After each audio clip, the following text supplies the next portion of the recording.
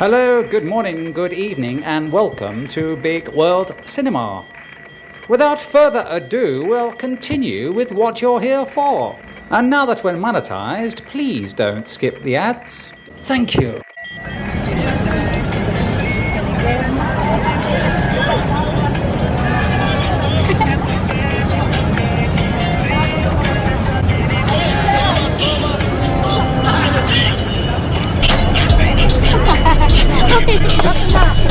That was great. You look lovely, ladies. Hi, arigato. Thank you. Arigato. I'm not Japanese, I'm English. Ladies, what are your names? What are your names? How far is it? So far. So far? Yes. 8 hours? Are you getting some good sales? Marika, everyone says they're shy. Don't be silly. What's that?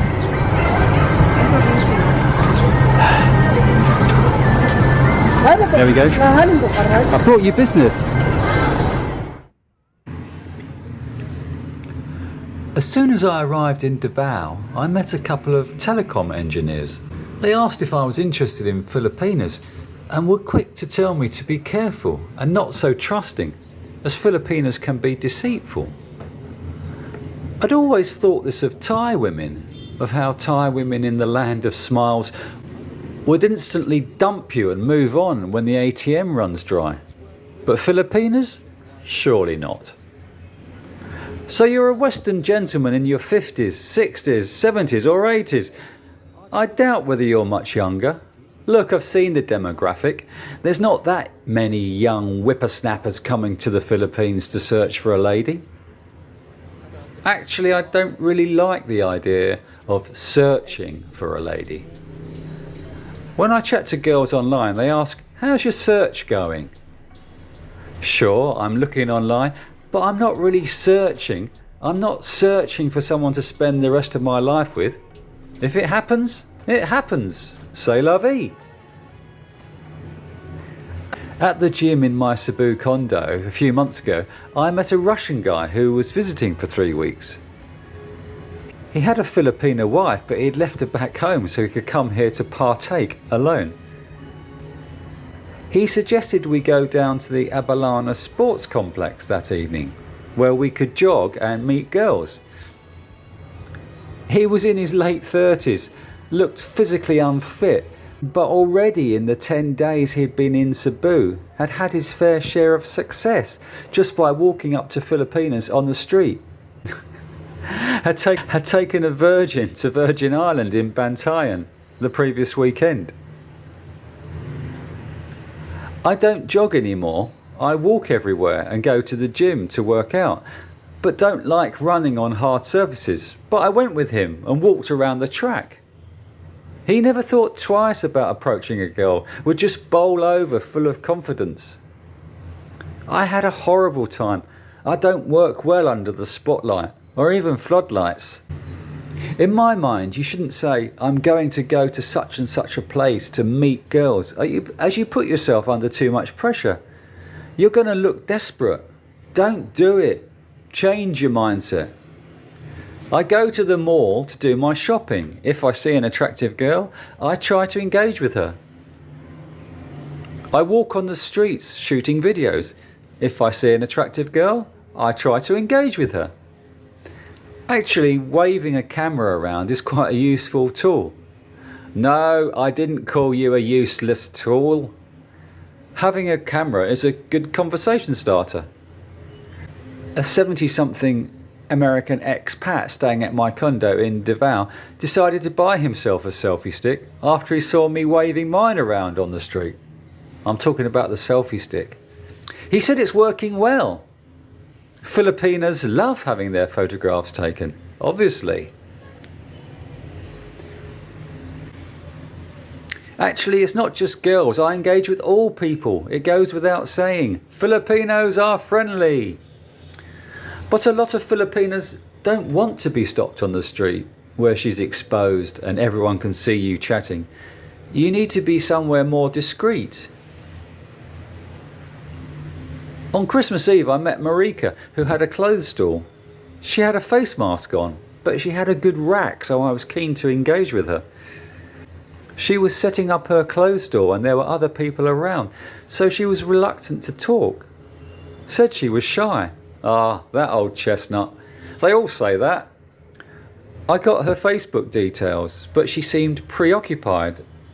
So I was quite surprised when she messaged me the following day, which was Christmas Day. She said that when I was talking to her, she felt kilig, which translates as romantic excitement. That was news to me, as whilst I spent the whole time staring at her assets, she wasn't giving any signals that she was at all interested in me. She was 23, had given birth the previous month, and her boyfriend had left her when she was pregnant. She was looking for a foreigner who'd accept her and her child. She hoped that person was me. Do Filipino guys not want Filipinas who have had a child? Is it only foreigners they turn to for a relationship now? As if we're their saviours. But at least Marika was a go-getter, independent and always busy trying to sell clothes and make money, whilst other Filipinas don't even bother trying to find work. Just look for a rich foreigner. Well, we're all rich in their eyes. I continued chatting with Marika for the following fortnight I was in Davao.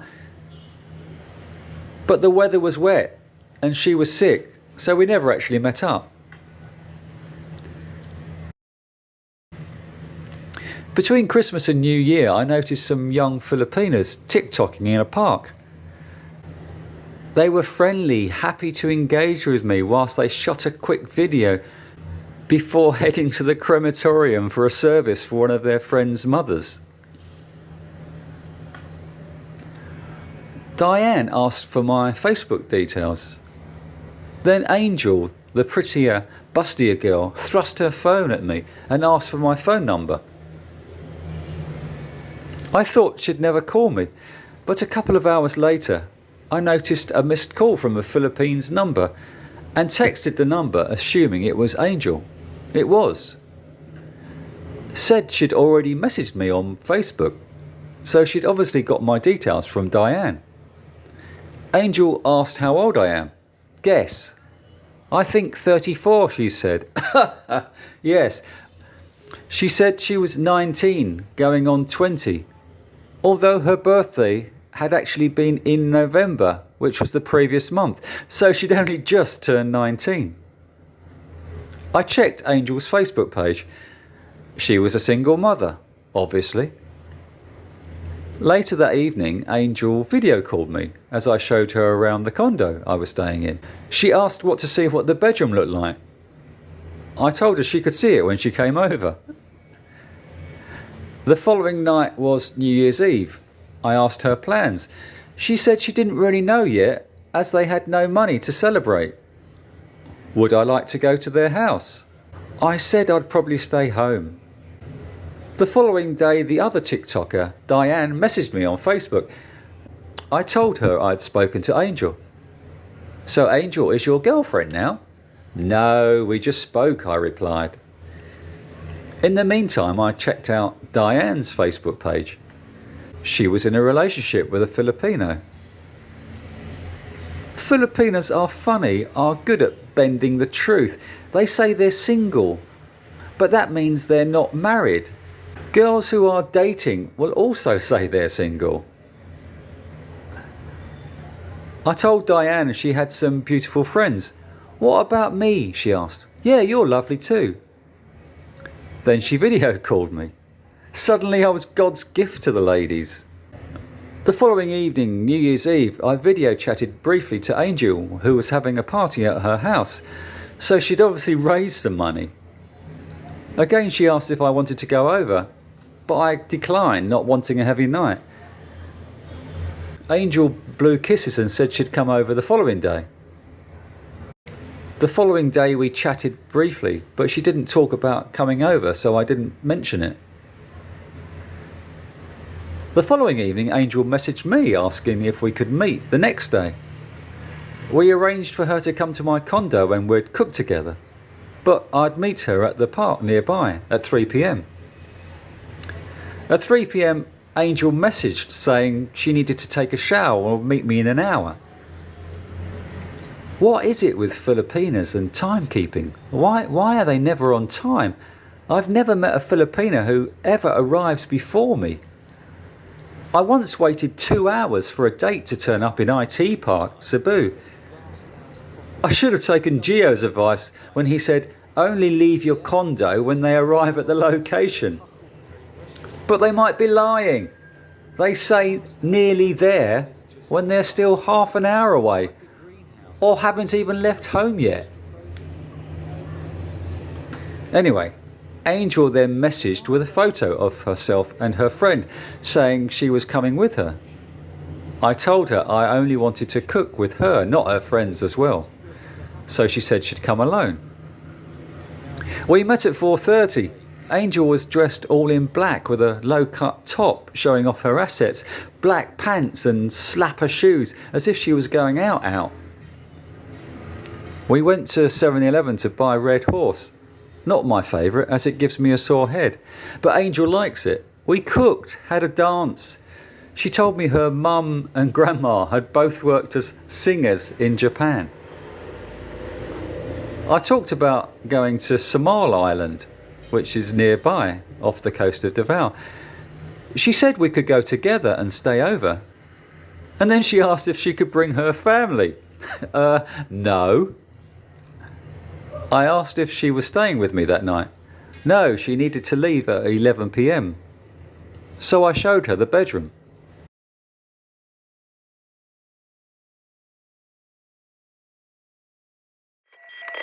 Don't miss out on quality broadcasting. Please like, share and subscribe to Bigg World Cinema. Thank you. When she was leaving, Angel asked for money for her son's first birthday that weekend. I handed her 500 pesos. She asked for some more, so I gave her another 150 pesos. We walked outside so she could catch a tricycle. Back at my condo, Angel messaged saying she was shy to ask, but wanted more money for her son's birthday celebration. Please help me. Which I ignored. As in all cities in the Philippines, you can meet Filipinas everywhere in Davao. That may sound a little vague, but it's true. I'd see many attractive girls in Davao on the streets, in the malls, riding jeepneys. There doesn't appear to be many younger pats around Davao. Not that I saw, anyway. So if you're a younger man in your 60s, you'd probably have no trouble attracting the ladies. The trouble is, as I'm publishing this in January 2023, is still the wearing of face masks on the streets, out in the open. Oh goodness, why for heaven's sake?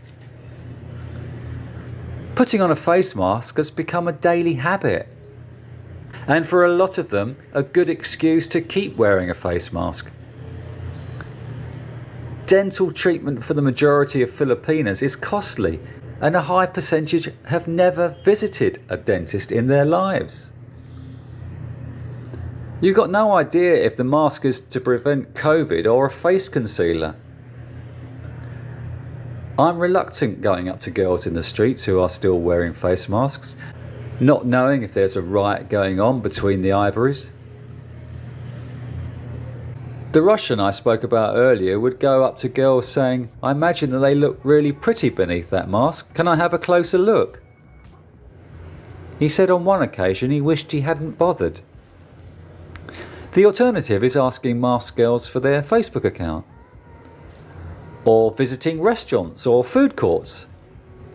They really need to remove their face masks there whilst eating, unless they're nutritional contortionists. Or go online. I've always considered dating websites as a good option. Even before COVID happened and people were forced to shop online.